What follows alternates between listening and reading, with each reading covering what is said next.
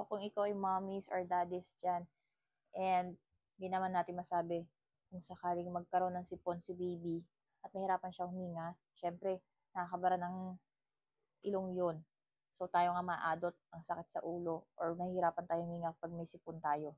Kaya naman bumili ako ng ganitong item. This is affordable guys, and manual siya. So, nasa atin kung gaano kalakas yung higop na gagawin nito sa ilong ng ating mga kids. So, hindi ako bumili ng isa na medyo mas patusok. Okay?